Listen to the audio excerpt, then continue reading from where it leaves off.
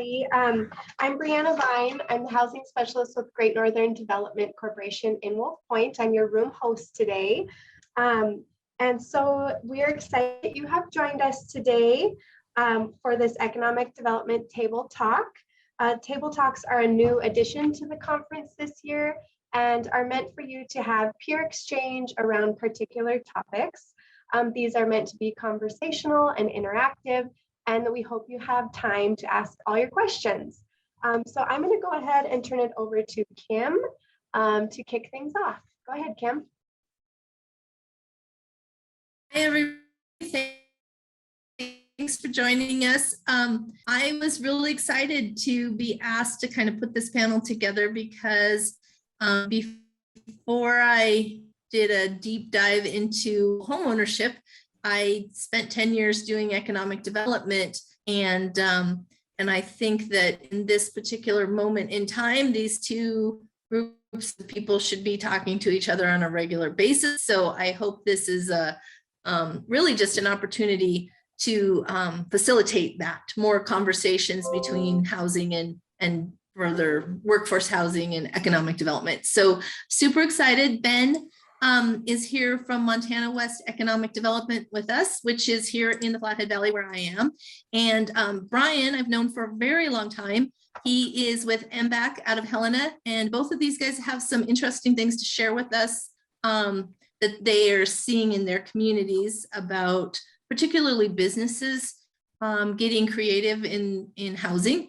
And we also have Rebecca Meyer with us. She is the new executive director for the Montana Economic Development Association, which brings together all the economic development entities across the state. And I'm hoping she'll chime in with interesting things she's heard from other economic development organizations. Really just hoping to have an interesting conversation, but we'll let Ben kick off with some interesting info about things he's seeing in the Flathead Valley. Thanks, Ben.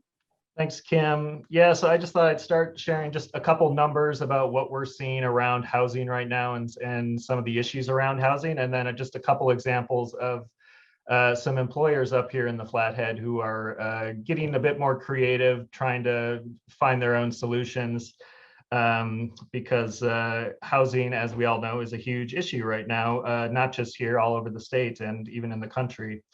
So I just pulled some quick numbers about kind of the state of things right now. So unemployment up here in the Flathead is around 3.3%, which I think is pretty similar to a lot of other areas in the state, which breaks down to about 1,600 people who are not in the labor force right now.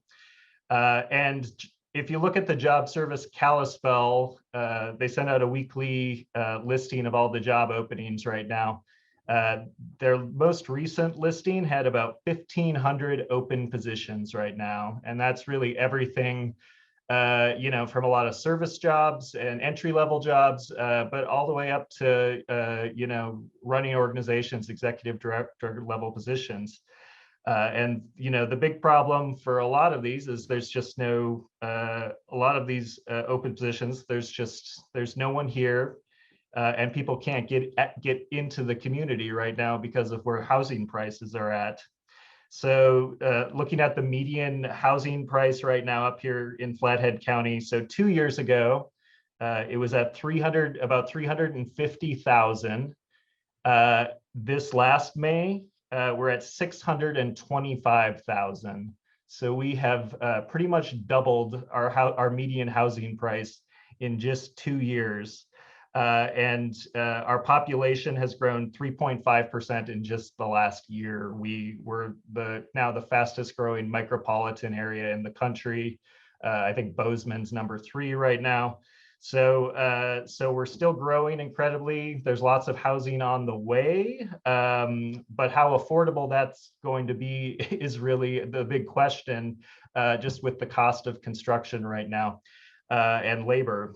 So a couple local employers here who have been getting more creative. Backslope Brewing up in Columbia Falls, just one of our local craft brewers. During the off season, they typically have around 30 to 40 employees working for them, but during the summer they need a lot more. So they're more in the 50 to 60 range they need. And huge problem last year, finding people who were able to work in the summer because there was no housing. They got creative this year, and they they ended up, the insurance company next to them was for sale, so they ended up buying that building so they could expand their kitchen on the upper level and build dormitory housing on the lower level. So now they've got housing, and it's going to be for J1 international students coming in to help them out over the summer. So they've just opened that up, and they're also hoping during the off season, when they don't have those J1 students there, that it could be kind of a transitional space for any of their other employees who might lose their housing as a result of their rent going up or something like that. So they now have housing as an option. I think they never would have thought they needed to become landlords opening a craft brewery, but this is kind of where things are at right now. So that just opened up. And then another example of someone who's getting creative, there's a large tech manufacturer up here in the Flathead. They have some extra land they're not using kind of behind one of their properties. And they're talking to a developer right now about building some housing on their property, which then there would be a block of that available just for them to use for their employees. And I think that they're hoping to stay out of the property management business themselves, but I think it could be a lease situation where they're able to always know they have some housing available for new employees or people who are coming into the valley. So I mean, that's still in the very beginning stages. It's not quick to build anything right now. And I've heard from some other employees who are doing similar things with some of the new multifamily units that are coming on. They're trying to get in there and get, at least a couple rooms set aside for their organization, just so that they have some sort of option available, even if it's just transitional, while people enter into the community and relocate here, because it's just incredibly hard right now if you don't have someone here already that you can stay with, or if you can't purchase something right now. So those are just a couple examples. I think Brian's got some more, so I'll pass it over to him so he can share some of what's going on in Helena. Yeah, thanks, Ben. And I don't want to one-up you, but Lewis and Clark County is at 2.4% unemployment, and Gallatin County is at 1.8%. No housing. I mean, people can't get in anything.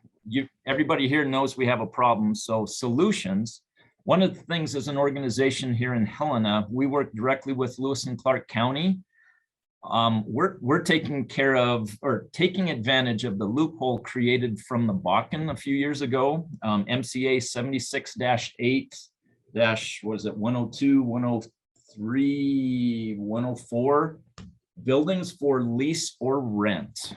Going to what Ben said, we work with High Country Beef Jerky up in Lincoln all the time. We've done work with them trying to automate some of their equipment, get the mundane activity of just putting labels on. They've got equipment now that is automatically filling that. Then COVID hits, everybody wanted to have their cabin in the woods, and they were buying up property in Lincoln. And all of a sudden, High Country Beef Jerky, a lot of their employees who were renting lost their homes that they were renting because it became somebody's cabin in the woods. So they started losing people to Great Falls and Missoula.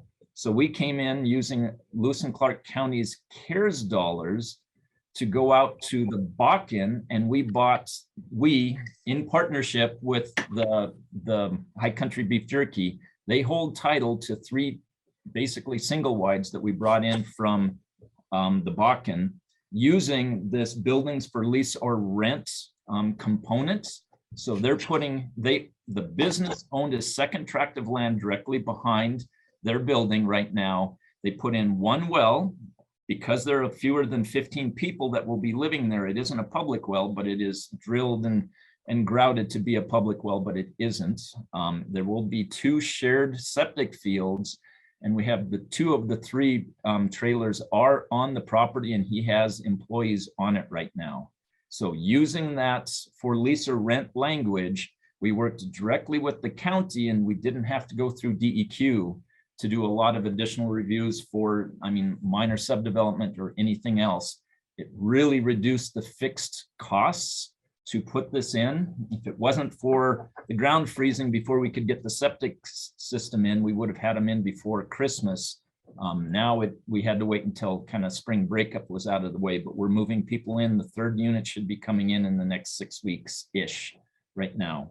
So then the details are on the county, because it was a grant to a business. There's some covenants and some clawback mechanisms, so they can't exclude other people in the community. But there is a benefit for those who work at High Country who can live in the housing, but it becomes additional just housing within Lincoln, which was the benefit that Lewis and Clark County saw.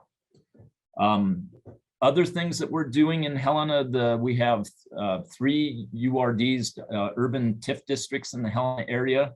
Our downtown urban renewal district is, and actually for all 3 of them, we're putting a certain amount of money each year into a housing trust fund, which will be used to try to promote mixed use development in the Helena region.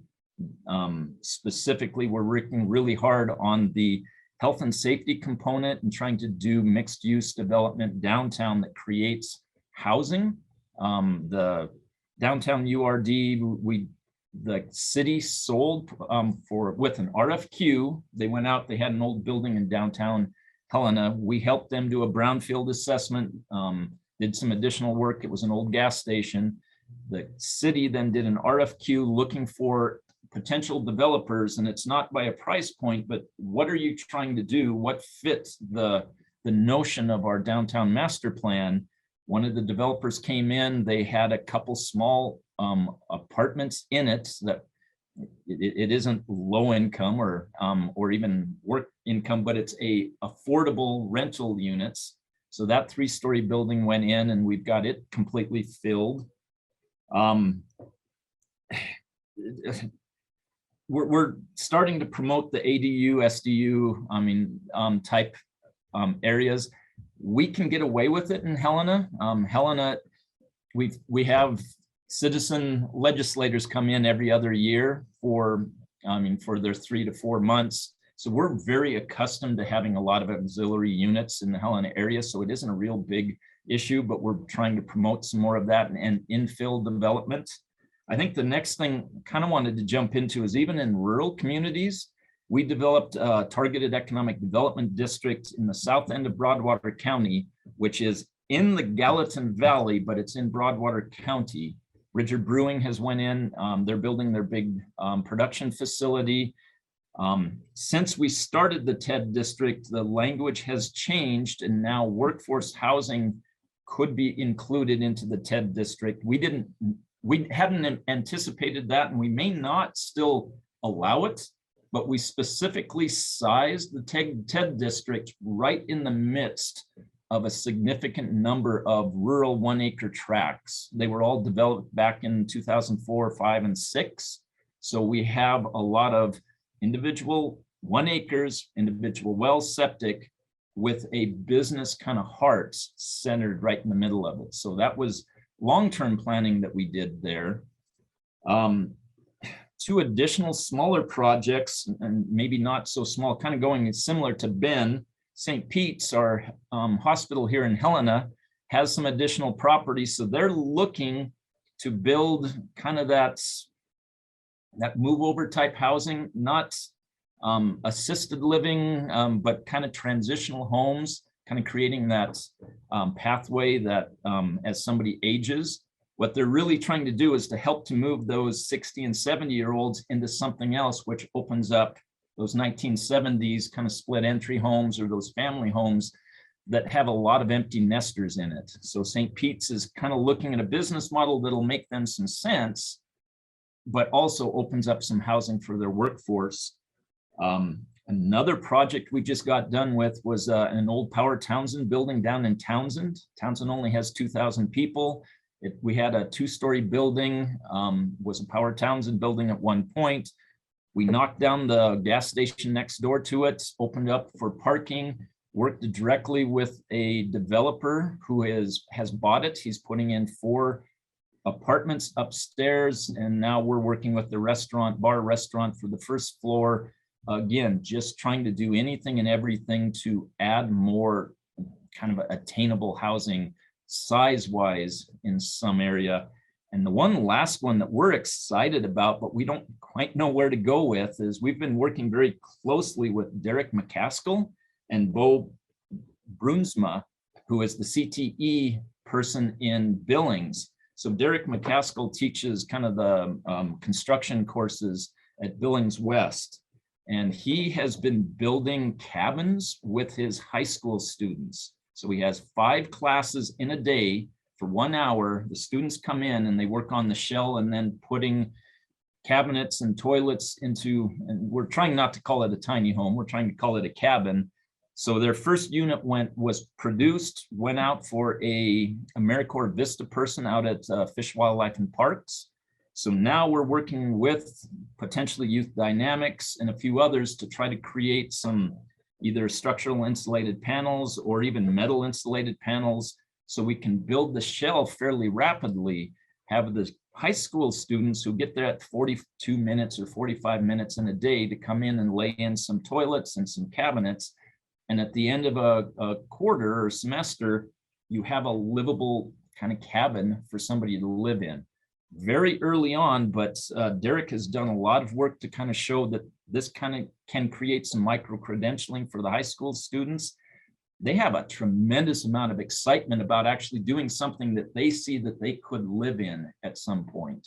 So we're trying to figure out, can we use Youth Dynamics maybe to build some of the shells or the kind of the bill of material and kits, and see if some of our local schools could build a cabin a year. I mean, it's not going to move the dial much, but right now we're just looking for better than bad. And right now everything else is bad. So we're looking for any improvement. So that's quickly a whole bunch of things that we're trying. And again, it's not enough, but it's better than nothing. And Rebecca, anything more? Yeah, sure. So that's a lot of information. So again, I'm Rebecca Myers, and I'm the new executive director of MEDA, the Montana Economic Developers Association. And we are the statewide association that serves as, the conduit to providing education, awareness, collaboration related to any and all things tied to economic and community development. And so, I think from MEDA's perspective, some of what we'll be looking at as a statewide association, directly tied to advocacy and potentially within the legislative session coming up in January, is really going to be seeking tools and resources for the economic developers, whether you're a district or, a small business development center or otherwise. What are the tools and resources that our economic developers across the state need in order to provide the community with opportunities to really help drive community development? And so housing is really hard. I mean, I think it's some of the sentiment I hear across the state is it's so big, it's such a problem, we don't even know how to address it. And I think that is important to recognize and acknowledge. It's something that's going to require a lot of voices probably coming together and looking at what some of these solutions are, and hearing from folks like Brian and Ben and many of you today on the call here. And some of the factors that play in, so I was in Lewistown a while ago and heard from some of the folks in Lewistown that, the narrative has shifted. So it's not really workforce anymore that, is hard. There's people out there that want to work. It's really, the issue becomes about housing. And then the issue also feeds into childcare and the hours. And then you've got this whole world of remote workforce, and what does that look like? And does that mean that we're going to start seeing property, commercial real estate or otherwise, that becomes available because all of a sudden those office buildings are empty? And so as economic developers, and as many of us working to ensure that we have equity across our community and state, and how do we build in livability into that? So if you're trying to attract businesses to come or if you just simply are a business and you want to stay, then what is it you need to make that place livable? And that plays into just what is happening across the state or across the nation, and maybe even globally at this point, around what the solutions can look like to take what already exists and what infrastructure might be there, and how can we create some tools to do something with that. So whether that's through like what Brian was talking about with TEDs or TIF districts and expanding what that might look like, I think that's where I'm really interested in learning from all of you and working with folks in the future to really get a better understanding of what MEDA's role can or should be as we approach the legislative session. We have not yet identified our policy priorities for 2023. We've got a legislative committee that is starting to come back together and working on that. The topics that you hear a lot about, these sorts of issues at the legislature, it's no surprise to any of you. It's encompassing what you're hearing today and what you've probably been hearing about. And I think it's gonna require a lot of minds coming together. And I think building a collaborative partnership where there's some non-typical groups that maybe come together to really start looking at what this means, and how do we take the fact that hours are changing, the workforce is in more control than perhaps they've been. And if you've got people out there who want to work, but they also want to be spending time with their family and their kids, and also they want to be somewhere that they can afford, that all, in my mind at least, comes together as just this holistic conversation that needs to take place. And so that's great, Rebecca. Maybe we only just have a few minutes left. Maybe if anybody on the call wants to jump in, ask any questions about what we did. I'm very curious to know who's already working between housing and economic development folks, or any conversation amongst the group, because we've thrown a lot out there. And I can put my contact information in the chat, Kim. That'd be great. Because I know 30 minutes isn't a lot. So I'll throw that in there, but please do reach out to us. We'd like to be a partner as we develop what our own policy priorities need to look like. Fabulous. Anybody have any? Hi, I'll share that I'm with Economic Development, and I'm Julie Lacey with Missoula Economic Partnership. And we're working really closely on housing, and loved all that Brian shared. And I'm going to steal some of his ideas and hopefully share some of ours. But we have actually revised some of our strategic work to focus specifically on workforce housing and looking at how to more efficiently get homes to market. So we've been engaging in a lot of conversations, convening a lot of local partners to work specifically on housing. I'd love to hear what others are doing as well. So Julie, I'm going to talk to you talk about Missoula. One of the things that we did locally was to create an Invest in Helena series. And specifically, we were using that because of the Facebook kind of blow up that you guys had with the Missoulian, with your investor from out of states that had come in. Everything blew up on Facebook. The idea is that we don't only have to, if we want to do a development in one of our urban centers, you don't have to wait for an out-of-state developer to do it. How do we home grow some of those people to look at, because they understand the needs and that mixed use, what that might look like. So I hate to say that we've used you to jump off our 4-part series, but we did, because obviously Missoula and Bozeman have some pretty heady issues that have come up on redevelopment. Agree. I mean, not ashamed at all that you did, and I'm glad that you did use that. And actually, we're working with the city as well on how to foster local projects and align local developers with the needs of a city-owned property, like you said with your the brownfield site. And I love that you're leveraging brownfields too. I mean, there's a lot of opportunity, as we know very well in the economic development space, what the goals and priorities and incentives are. And so how do you sort of prep a developer and investor to bring a good project that's going to land well with the community and serve a lot of needs? So we're doing a lot of that work too. And I think there's a ton of opportunity for us in that space as well. Awesome. Well said, Julie. Thank you so much for your comments, and thank you all to our presenters. Thanks everyone for joining this session. Remember, you can always participate in community conversations through the Whova app to chat more. You're now off to an hour lunch break, so enjoy your lunch, and we look forward to seeing you at 1 for another round of breakout sessions. Thanks, everyone. Thank you, everybody, for your stuff. Brian Obert for governor. Yeah, shut up.